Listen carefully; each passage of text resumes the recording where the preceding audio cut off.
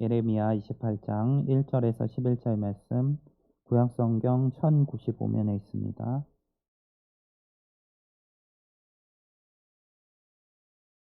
예레미야 28장 1절에서 11절 말씀 한 절씩 교독하도록 하겠습니다. 그해 곧 유다 왕 시드기야가 다스리기 시작한 지 4년 다섯째 달 기브온 아술의 아들 선지자 하나냐가 여호와의 성전에서 제사장들과 모든 백성이 보는 앞에서 내게 말하여 이르되,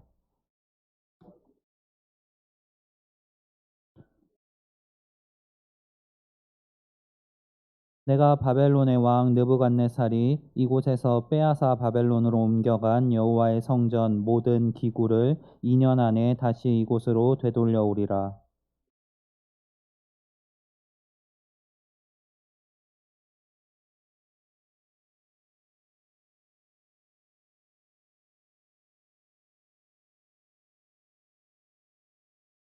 선지자 예레미야가 여호와의 성전에 서 있는 제사장들과 모든 백성들이 보는 앞에서 선지자 하나냐에게 말하니라.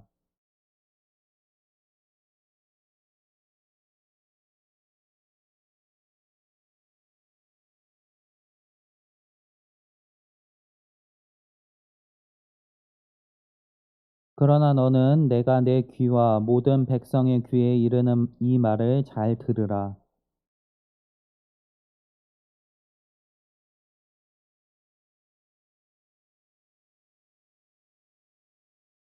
평화를 예언하는 선지자는 그 예언자의 말이 응한 후에야 그가 진실로 여호와께서 보내신 선지자로 인정받게 되리라.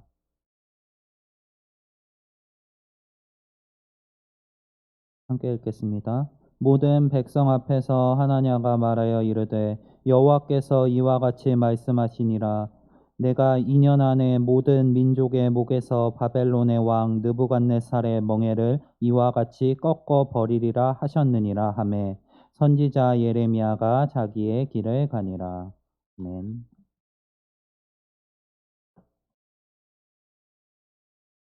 네, 우리는 지금 정보화 시대에 살고 있죠. 이 정보화 시대를 넘어서 정보의 홍수의 시대에 살고 있다라는 표현들이 등장을 합니다. 지금 인터넷이나 또 컴퓨터 이런 데 저장되어 있는 정보들의 양이 한 개인이 결코 감당할 수 없을 정도로 많은 양들이 있다고 합니다. 어떤 한 사람이 그림만 계속해서 평생 동안 보아도 보지 못할 정도의 그림이 지금 인터넷상에 널려 있고, 글만 읽어도 다 보지 못할 정도의 글과, 또 듣기만 들어도 듣지 못할 정도의 음악과 노래들이 지금 인터넷에 널려 있다고 합니다. 그 널려 있는 정보들 가운데서 우리가 접할 수 있는 정보들은 우리가 선택하는 정보들 뿐입니다. 어떠한 정보에 우리가 관심이 있어서 그것들을 알아보고 그걸 찾는 그러한 정보들만이 우리가 접할 수 있는 정보들입니다. 이러한 말이 있더라고요. 확증 편향. 혹시 이런 말 들어보셨나요? 이 확증 편향이라는 단어는 어, 자신의 견해 또는 주장, 내가 생각하는 바가 실제한다는 그 증거를 얻기 위해서 내가 정보를 수집하고 그 정보들만을 받아들이는 인간의 보편적인 성향이라고 말을 합니다. 우리 누구나 확증 편향적인 성향을 가지고 있다라는 것입니다. 좀 쉬운 말로 하면은 사람들은 듣고 싶은 것만 듣고 보고 싶은 것만 본다. 이런 좀 쉽게 풀어서 표현할 수 있습니다. 이러한 성향은 좀 보편적인 성향인데요. 이 확증 편향이 조금 극심하게 치닫다 보면은 극단적인 방향으로 치닫다 보면은 굉장히 안 좋은 모습을 보이기도 합니다. 우리 동서고금을 막론하고 수많은 정부들이 어떠한 정책에 대해서 실패를 한 경우들이 많이 있는데, 이럴 때 이 확증 편향이 영향을 많이 미친다고 합니다. 대표적인 예로서 태평양 전쟁 당시에 일본군이 미국을 상대로 진짜 자신들이 이길 수 있을 거라고 생각을 했을까요? 미국과 전쟁을 하면서 태평양 전쟁으로 이제 도발을 하는데, 일본 사람들은 자신들이 이길 줄 알았다고 합니다. 그래서 그 피그만 침공을 겪고서 실패하고 나서 이제 일본의 그 정책을 추진했던 사람들이 이야기하는 글들이 남아 있는데, 이런 식으로 기록한다고 합니다. 당시 우리가 가지고 있던 정보로는 우리가 이길 수밖에 없었다. 근데 왜 졌는지 도저히 알 수가 없다. 이 사람들이 가지고 있었던 정보가 잘못된 정보였을까요? 아니면 제한된 정보였을까요? 이 정보 가운데 실제적으로 이 미군과 일본군을 비교하면서 일본군이 결코 이길 수 없다는 것을 증명하는 정보들이 굉장히 많이 있었다고 합니다. 근데 이 당시 전쟁을 주장하던 사람들은 내가 원하는 정보만을 가져와서 우리가 이길 수 있다는 그 좋은 정보만을 가져와서 그 전쟁을 승리할 수밖에 없다라고 주장을 해왔던 것입니다. 이러한 확증 편향적인 성격이 좀 더 강화된 경우, 어, 우리 주변에서 종교적인 곳에서도 볼 수 있습니다. 바로 이단들의 경우가 해당되죠. 이단들은 자신들이 배우고 익히고 있는 것을 정말 확실하다고 믿고 이게 진짜 진리라고 믿는다고 합니다. 그래서 누가 그것은 아니라는 근거를 가져다 댔을 때 그것을 받아들이지 않고 외면하는 그 모습들을 보이는 경우가 많다고 합니다. 그래서 그 이단에 빠진 사람들을 정상적인 일반적인 논리로는 다시 되돌리기가 굉장히 어렵다는 그런 말들이 있습니다. 오늘 본문 가운데 이러한 확증 편향적인 모습을 보이는 사람들이 등장을 합니다. 바로 유다의 백성들입니다. 지금 유다의 백성들은 한 사건에 대한 두 가지 주장을 직면하고 있습니다. 우리 함께 읽지 않은 앞쪽 본문에서 예레미야가 유다 백성들에게 나와 이렇게 이야기를 합니다. 하나님께서 그 하나님의 종 느부갓네살 왕을 세웠는데 이 느부갓네살 왕이 주변에 있는 모든 나라들을 이제 멍에를 매게 하고 그들을 지배할 것이다. 그러니까 이 유다도 저항하지 말고 하나님께서 너희를 벌하시는 것이니까 그것을 감당해라라는 식으로 이야기를 합니다. 유다 민족 입장에서 굉장히 듣기 싫은 말이었겠죠. 그래서 그 듣기 싫은 말을 저항하는 한 선지자가 등장을 합니다. 오늘 본문에 등장했었던 하나냐라는 선지자입니다. 이 하나냐는 이 예레미야의 말을 반박하고 나섭니다. 예레미야는 하나님께서 느부갓네살을 세우셔서 느부갓네살을 통해서 모든 나라들이 멍에를 짊어질 것이다 라고 이야기를 하셨는데 하나냐가 나타나서 여호와께서 나를 보내셨는데 여호와가 그 느부갓네살의 멍에를 꺾어버리시고 지금 우리한테 빼어서 간 성전의 기물들이며 우리한테 잡아간 포로들을 다시 돌아오게 하실 것이다. 그 일이 2년 안에 이루어지게 하실 것이다 라고 이야기를 합니다. 누구의 말이 듣기 좋으신가요? 누구의 말이 믿을 만할까요? 우리가 만약 당시의 유다 백성이라고 생각하고 한번 고민해 보시기 바랍니다. 어떤 말이 진짜일까요? 많은 사람들이 하나님의 말을 진짜로 받아들입니다. 당시에 시드기야 왕이 그 유다의 왕이었는데 시드기야 왕은 유다의 마지막 왕입니다. 그리고 이 시드기야 왕은 바벨론을 통해서 세움을 받은 왕입니다. 그 아버지 그 앞에 왕이었었던 여호야김의 아들 여호야긴 왕을 잡아가고 이제 시드기야라는 새로운 왕을 세워놨습니다. 일반적으로 생각했을 때 바벨론을 통해서 세워진 이 왕이니까 친바벨론 정책을 펼쳤을 것 같은데 시드기야 왕은 반대였습니다. 반바벨론 정책을 펼쳐서 바벨론에 저항하려고 했습니다. 그 저항 정책의 근거로 제시되는 그런 말을 해주는 사람이 바로 하나냐였습니다. 시드기야 왕은 이 하나냐의 말을 긍정적으로 받아들이게 됩니다. 그리고 당시의 유다 백성들 역시 마찬가지입니다. 누가 우리 민족이 저 바벨론의 노예가 될 것이다 하는 말을 기뻐하며 받을 수 있을까요? 조금 더 우리의 감정적인 그 공감을 얻기 위해서 조금 극단적으로 예를 한번 들어보겠습니다. 우리가 일제강점기를 겪었죠. 그때 일제강점기에서 두 부류로 나눠졌습니다. 어떤 사람들은 일본의 그 정책들에 순응하면서 일본이 주는 것들을 받아서 우리가 누릴 수 있다. 우리가 더 발전할 수 있다라고 주장하는 사람들이 있는가 하면은 어떤 사람들은 일본의 이 우리를 지배하는 이 지배는 불법적인 것이고 우리가 인정할 수 없으니까 무장해서 항거한다라는 주장을 하는 사람들이 있었습니다. 어느 쪽이 더 공감이 가시나요? 우리는 어느 쪽에 서야 될까요? 근데 오늘 성경 말씀은 하나냐의 말이 잘못됐고 또 예레미야의 말이 옳은 말이다라고 증거를 합니다. 이것을 어떻게 받아들여야 할까요? 하나님께서 이스라엘 백성을 택하신 건 아닌가요? 택하셔서 하나님의 백성으로 삼으시지 않았나요? 근데 왜 이제 와서 이스라엘 백성을 버리고 그 바벨론 왕의 포로로 다시 보내게 하시려는 걸까요? 그럴 거면은 왜 굳이 애굽 땅의 노예로 살고 있었던 이스라엘을 데리고 와서 이 가나안 땅으로 이주를 시키신 걸까요? 오늘 성경 말씀을 온전히 이해하기 위해서는 하나님께서 이스라엘 백성들에게 내려주시는 그 은혜가 어떤 것에 근거하고 있고 어떠한 목적을 가지고 있는지를 우리가 이해할 필요가 있습니다. 하나님께서는 이스라엘 백성에게 그 이스라엘 백성이 노예로 살고 있었던 당시에 모세를 보내셔서 그를 그 이스라엘 민족들을 이끄셔서 가나안 땅으로 인도하셨습니다. 하나님께서 왜 그 일을 하셨나요? 이스라엘 백성들을 사랑하셔서 이지만 그 근거가 되는 것은 실제로는 아브라함과 맺었던 언약 때문입니다.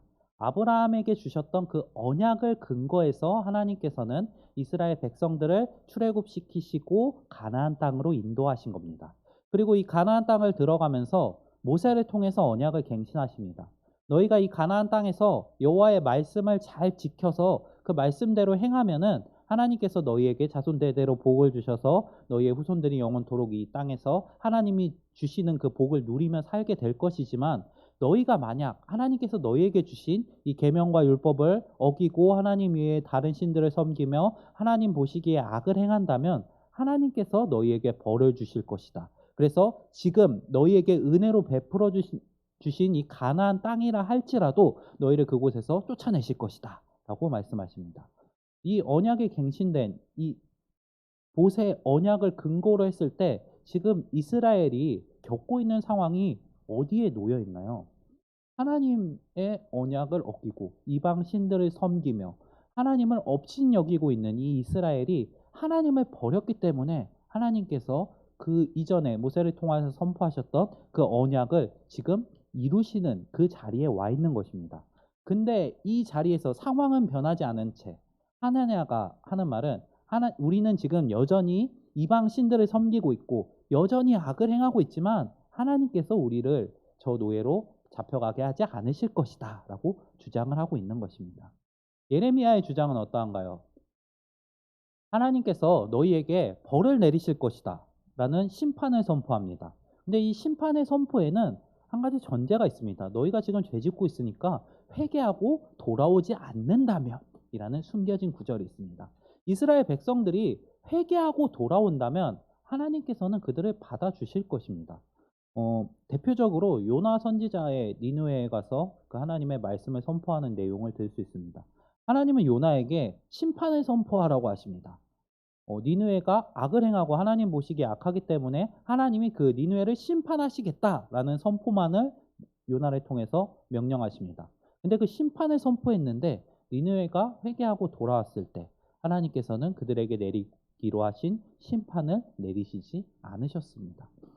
예레미야의 선포 역시 마찬가지입니다. 이스라엘 백성들이 지금 해야 될 것은 이 거짓 선지자의 말에 놀아나면서 그 하나님께 그 막연한 그 긍정적인 미래만을 바라보는 것이 아니라 지금 자신들의 죄를 돌아보고 자신들의 상황을 돌아보며 그 자리에서 회개하는 것이 이스라엘 백성들이 해야 할 일이었고 그것을 행하였을 때 하나님께서 다시 은혜를 베푸실 수도 있는 그러한 상황이었는데 이스라엘 백성들은 지금 자신들의 생각, 자신들이 가지고 있었던 그 노예로 살기 싫다. 그 좀 쉬운 방향 그런 것을 쫓다가 하나님의 말씀을 받아들이지 못하고 있는 것입니다. 두 번째로는 목적을 바라볼 필요가 있습니다. 하나님께서 왜 이스라엘에게 복을 주시며 이 가나안 땅으로 인도하시나요? 이스라엘을 통해서 이 결국에 궁극적으로는 예수 그리스도를 통한 구원이 있지만 이 구약 시대 상황까지만을 볼 때 하나님께서는 이스라엘 백성들을 출애굽시키시면서 이스라엘 백성들에게 이렇게 분명하게 선포하십니다. 너희가 내게 대하여 제사장 나라가 되며 거룩한 백성이 되리라. 그리고 이스라엘에게 베풀어 주신 그 은혜와 구원을 통하여서 세상이 하나님의 영광을 바라보게 될 것이다 라고 선포하십니다. 하나님께 있어서 이 이스라엘 백성은 하나님의 백성으로서 세상에 보여지는 그런 거울과 같은 존재였습니다. 이스라엘 백성이 하나님의 백성으로서 거룩한 백성이 되고 이 모든 나라의 죄악들을 담당하여서 하나님께 제사를 드릴 수 있는 제사장의 나라가 되는 것이 하나님의 계획이십니다. 그 목적을 가지고 이스라엘 백성들을 이 노예로 살고 있었던 그 애굽 땅에서 이끌어내시고 이제 가나안 땅으로 인도하여 내셔서 다윗을 통하여서 왕권을 세우시고 하나님의 거룩한 나라를 이 땅 가운데 세워져 나가게 하시는 것이 하나님의 계획이십니다. 근데 이스라엘 백성들이 그 길에 합당하지 못한 삶을 사는 그러한 상황 가운데서 하나님의 목적은 이루어지실 수 없는 상태에 놓이게 됩니다. 인간의 죄성으로 인해서 하나님께서 택하신 이 이스라엘 백성조차 하나님께 앞에서 거룩한 나라가 되지 못하고 거룩한 백성이 되지 못하고 제사장 나라가 되지 못하는 상태에 놓이게 된 것입니다. 이 상황 가운데 하나님께서 진짜 영광을 받으시는 길이 무엇일까요? 하나님이 택한 나라일지라도 하나님의 언약에 합당하게 생활하지 못한다면 벌을 내리시는 것이 하나님의 영광에 합당한 길일까요? 아니면은 그럼에도 불구하고 용서하시고 다시 또 기회를 주시는 게 하나님께 합당한 일일까요? 궁극적으로는 다시 은혜를 베푸시는 하나님이시지만 당장은 심판을 선포하십니다. 하나님께서는 이 이스라엘 백성들에게 그 출애굽을 인도하시면서 이 방금 제가 말씀드린 거룩한 백성 제사장 나라에 대해서 선포하시기 이전에 한 가지 말을 덧붙이십니다. 출애굽기 19장 5절에서 세계가 다 내게 속하였나니 너희가 내 말을 잘 듣고 내 언약을 지키면 너희는 모든 민족 중에서 내 소유가 되겠고 제사장 나라가 되고 거룩한 백성이 될 것이다. 어, 하나님의 목적은 이스라엘 백성을 거룩한 나라 제사장으로 세우는 것이지만 그들이 그 거룩한 나라 제사장이 되기 위해서는 하나님의 말을 잘 듣고 언약을 지킬 필요성이 있었습니다. 이스라엘 백성들은 두 가지 측면에서 실패했습니다. 하나님께서 주신 그 언약에 근거한 그 명령을 온전히 이행하지 못했고 하나님의 목적조차 성취하지 못하였습니다. 이스라엘의 그 이스라엘의 실패를 통해서 하나님께서는 인간의 죄성과 실패를 보여주십니다. 근데 이 죄성과 실패는 신약 시대 예수 그리스도를 통해서 완전히 성취되게 됩니다. 하나님으로서 이 땅에 오셔서 인간의 몸을 입고 오셔서 죄를 범하지 않으시며 모든 의를 이뤄내신 그 예수 그리스도를 통해서 우리는 다시 한번 하나님의 백성이 되는 권세를 얻게 됩니다. 이스라엘 백성들은 그 죄로 인해서 실패하고 하나님을 배반하고 자신들의 생각을 쫓아 살아갔지만 이제 예수 그리스도를 통해서 새롭게 만들어진 이 새로운 백성들은 이미 그리스도께서 죄를 사하시는 권세를 가지고 그 십자가에 달려 죽으신 그 권세를 우리에게 나눠 주셨기 때문에 우리는 이제 죄로부터 구원을 받았습니다. 그래서 이제 이스라엘 백성들이 했던 것처럼 죄로 인해서 하나님의 그 계획을 이뤄나가지 못한다던가 언약의 근거에서 심판을 받는 행위 언약적인 측면은 없어집니다. 예수께서 이미 죄를 사하셨기 때문에 우리의 지금 짓는 죄로 인해서 이미 우리가 받은 구원은 훼손될 수 없는 상태에 놓이게 되었습니다. 그러면은 이제 우리는 어떻게 살면 될까요? 이스라엘 백성들이 아니 유다 백성들이 오늘 본문 가운데 등장할 때 자기가 원하는 대로 선택했던 것처럼 우리는 이제 죄에서 구원받았으니까 원하는 대로 살면 될까요? 바울은 분명하게 경고합니다. 이제 예수 그리스도를 믿는 믿음으로 말미암아 우리는 의에 이르렀고 율법이 더 이상 우리를 그 죄로 정죄하지는 못하지만 예수 그리스도를 통해 받은 이 믿음과 구원은 율법을 이제 폐하는 것이 아니라 율법을 완성하는 것이다라고 분명히 선포합니다. 이제 죄로부터 구원받은 우리가 어찌해서 더 계속해서 이 죄 가운데 거할 수 있겠느냐? 우리는 이미 죄와 상관없는 사람이니까 죄 가운데 거하지 말고 더욱더 하나님의 말씀대로 살아가는데 힘을 써야 한다라고 말합니다. 근본이 바뀐 거죠. 이스라엘 백성들은 죄를 짓지 않음으로 거룩함을 유지하려고 했지만 이제 예수 그리스도를 통해서 구원받은 우리는 거룩하기 때문에 죄 가운데 거하지 않으려는 상태로 바뀌게 되었습니다. 우리를 통하여서도 분명하게 이스라엘 백성들에게 주어졌던 것처럼 그 근거되는 언약과 또 하나님의 목적이 존재를 합니다. 하나님께서는 구약에 있었던 그 언약을 이제 예수 그리스도를 통해서 새롭게 갱신하십니다. 우리가 구원에 이르는 길은 예수 그리스도를 믿는 믿음에 있습니다. 행위에 있지 않고 믿음에 있습니다. 하지만 믿는 사람들은 결국 열매를 맺어 나가게 됩니다. 그것이 하나님의 목적이십니다. 이 믿는 한 사람 한 사람을 통해서 이 세상 가운데 하나님이 살아계시는 것, 그것을 드러내기 원하십니다. 우리 한 명 한 명을 통하여서 예수 그리스도의 복음이 전파되고 잃어버린 많은 양들이 교회 가운데로 돌아오기를 원하십니다. 그리고 그 돌아온 그 양들이 예수 그리스도의 몸을 이루고 한 교회를 세워나가기를 원하십니다. 그것이 하나님께서 우리를 부르신 목적이고 이 세상의 많은 잃어버린 자들을 구원하는데 우리를 사용하시고 부르신 이유입니다. 우리 성도님들이 오늘 이스라엘 그 유다의 모습과 우리의 모습을 기억하셨으면 좋겠습니다. 유다 백성들은 자신들의 그 구원받은 백성으로서의 정체성을 잃어버리고 자신들의 유익만을 쫓는 모습을 보여줬습니다.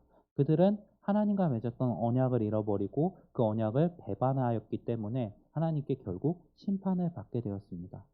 우리에게도 동일하게 언약을 주셨습니다. 우리는 믿음으로 의롭다함을 입은 사람들입니다. 이제 의로워진 우리는 하나님의 그 목적을 이뤄나갈 의무를 가지게 되었습니다. 예수님께서는 승천하시기 전에 제자들에게 분명히 말씀하십니다.